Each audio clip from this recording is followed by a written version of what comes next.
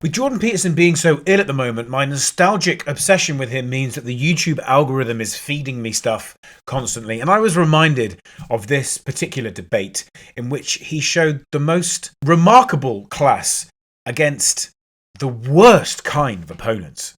Shockingly terrible opponents. Ms., MS, as an alternative to Miss or Mrs. stuck around, and women with a Y didn't. The tone of the whole debate starts right at the beginning with their opening statements. Michelle Goldberg here delivers hers from a lectern of a pre-written script. But look at the way Jordan Peterson conducts himself. Great start to the debate, Michelle. Thank you. I'm now going to ask Jordan Peterson to speak for the con team.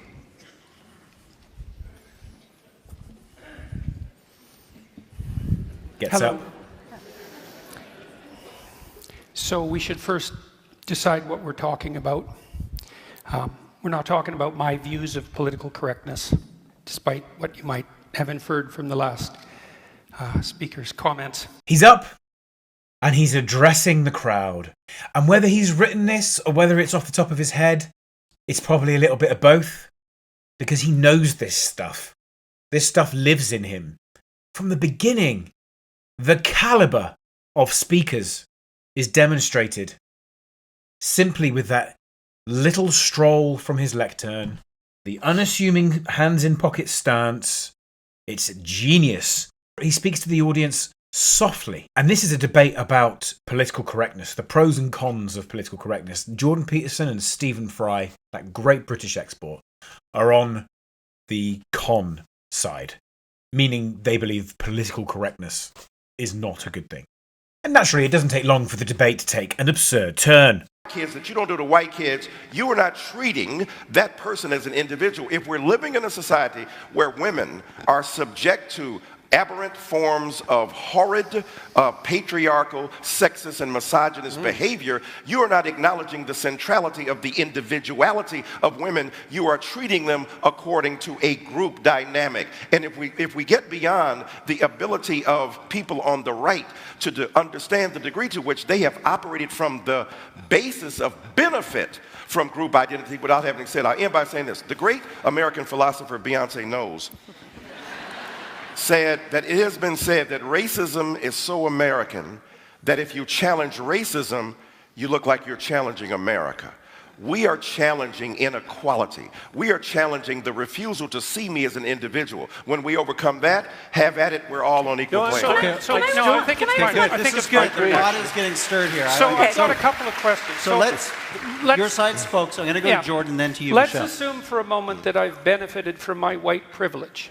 Okay, so let's assume that. That's fine. Assumption. That's what you would say. So, so let's say, here, let's get precise about this, okay? Was that very individual of you? Let's get precise about this, okay? Let's get precise. To what degree is my present level of attainment or achievement a consequence of my white privilege? And I don't mean sort of. I mean, do you mean 5%? Do you mean 15%? Do you mean 25%? Do you mean 75%? And what do you propose I do about it? How about a tax? How about a tax that's like specialized for me so that I can account for my damn privilege, so that I can stop hearing about it? Now, let's get precise about one other thing, okay? We'll get precise about one other thing. Now, Precise? Yeah, precise, yes. And so, if we can agree, and we haven't, that the left can go too far, which it clearly can, then how would my worthy opponents precisely define when the left that they stand for has gone too far? You didn't like equity, equality of outcome. I think that's a great marker. But if you have a better suggestion and won't sidestep the question, so let's figure out how I can dispense with my white privilege, and so that you can tell me when the left has gone too far, since they clearly can. Now, Michael Eric Dyson, the person speaking to Jordan here, is making fun of Jordan. You'll notice that he does this a lot. And he's making fun of Jordan here for the word precise. But the point Jordan is making here is you throw out terms like white privilege, a completely bonkers platitude of a phrase that means nothing at all and completely unmeasurable. If it did exist, which it doesn't.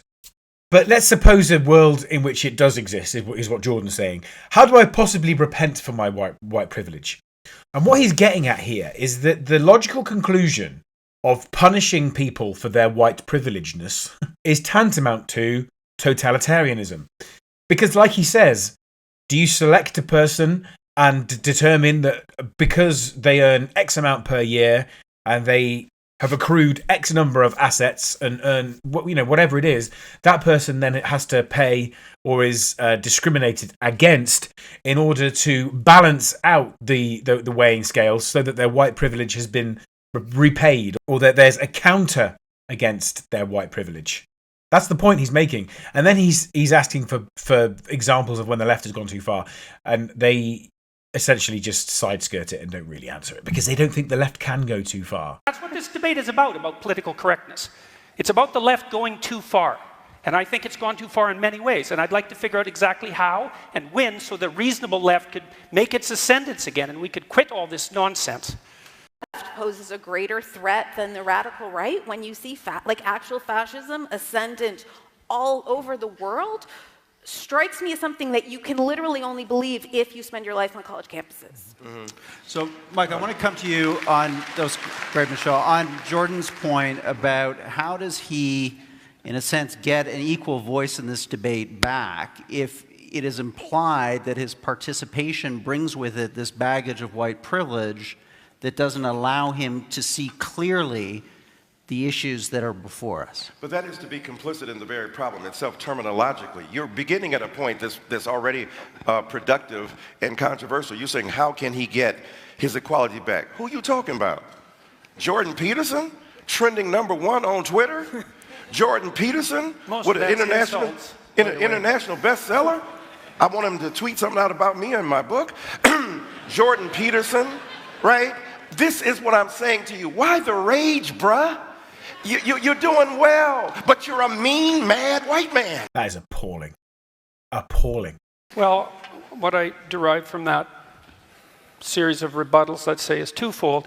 The first is that saying that the radical left goes too far when they engage in violence is not a sufficient response by any stretch of the imagination, because there are sets of ideas in radical leftist thinking that led to the catastrophes of the 20th century, and that was at the level of idea, not at the level of violent action. It's a very straightforward thing to say you're against violence. It's like being against poverty. It's like, generically speaking, decent people are against poverty and violence. It doesn't address the issue in the least. And with regards to my privilege or lack thereof, I'm not making the case that I haven't had advantages in my life and disadvantages in my life like most people. You don't know anything about my background or where I came from, and it doesn't matter to you because fundamentally I'm a mean white man. That's a hell of a thing to say in a debate. Look at him doubling down on it. Yeah, it's true. It's true. Can you imagine if Jordan Peterson in his, he never would because he's intellectually superior to his opponent on every level, in every way, up, down, left, right, and every day of the week. Imagine if he brought his race into it. Can you imagine if he called him an angry black man? The hypocrisy. And also, he's made the whole white privilege thing completely unfalsifiable.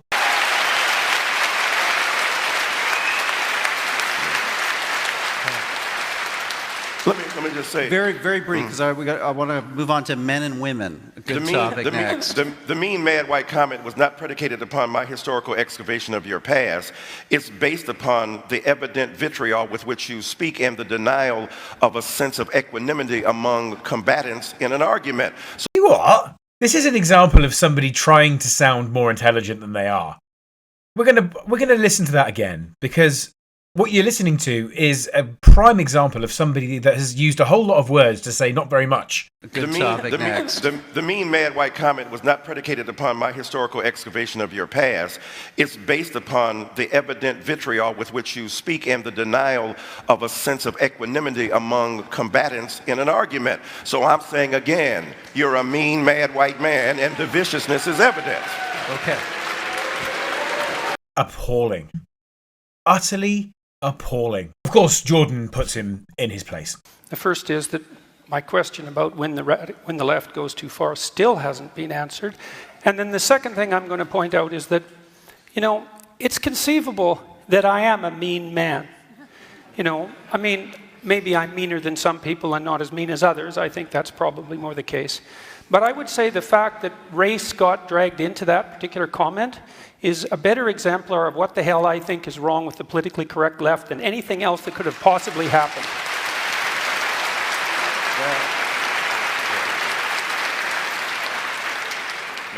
The drubbing continues. Categories or to... It's up to you. Well, I just want you to do it. I want you to define when the left goes too far. You can do it any way you want. like I said, I think that the left goes too far when it is violent or censorious, when it tries to shut people down or no platform them, or when it acts violently. I'm not sure what you expect Something beyond deeper. that. Something deeper, how? Yeah. How I'd like you to contend with the set of left-wing ideas that produced all the left-wing pathologies of the 20th century, and to define how you think standard left-wing thinking, which has a valuable place, goes too far, since it obviously does. Has the right gone too far? Has the right gone too far? Of course the right How? has gone Tell too us far. how. Well, how about Auschwitz? How? Tell us how. Go on, man. How? This is the thing, is that people have confused Jordan Peterson as being this major right winger. He's not. If anybody isn't politically left, they're now automatically fascist or far right. And so we're reminded daily of the ills of the far right. We forget the extremities of left-wing ideology. And this is the thing. He is so excited here. He's like, and when have the right gone too far? Huh? And Jordan is just like, how about Auschwitz? Is that a good enough example for you? I mean, Well, I was talking about 20th century right? politics. What else? What more recently, what has gone wrong with the right? Damn. Yeah. Auschwitz is a good example. Something more recently. So say the thing that I want you to say. Say yourself. Look, I don't like identity politics players at all. I don't care whether they're on the left or the right. I've been lecturing about right-wing extremism for 30 years. I'm no fan of the right, despite the fact that the left would like to paint me that way because it's more convenient How has the for right them. gone too far recently? Well, where? It's threatening to go too far in identitarian Europe, that's for sure. It's gone too far in Charlottesville. It went too far in Norway. How long a list do you want? And why am I required to produce that? To show you that I don't like the identitarian You were asking us, right? I just thought I'd ask you. I was actually asking you a question. So your assumption is somehow that I must be on the side of the right. It's like, look, the right hasn't occupied the humanities and the social sciences. It's as simple as that for me. If they had, I'd be objecting to them. Say that again. I didn't hear that. The right has not occupied the social sciences and the humanities. And the left clearly has. The statistical evidence for that is overwhelming. Sir, what about IQ testing in terms of genetic inheritance? Essentially, the long and short of the position that Stephen Fry and Jordan Peterson were coming from in the debate was finger wagging and telling people what they can and can't say, and the jokes they can and can't tell, and cancelling people, and using tactics of fear to get people to subscribe to certain opinions and values, which is what's happened. The world we live in now is full of people with what they call preference falsification, which essentially means a set of beliefs and values that they don't even necessarily truly believe, but they've noticed that they can trade them and they can say them out loud, and other people will validate them and say, yes, those are all the right beliefs. You've got all the correct values. It's what I call virtuonomics. The idea that all the beliefs that people seem to have are what are known as crony beliefs. These beliefs that you can say them and you can exchange them and people will give you validation. But the only reason they survive and continue to be exchanged is because everybody's validating them, not because they have any actual real truth or meaning.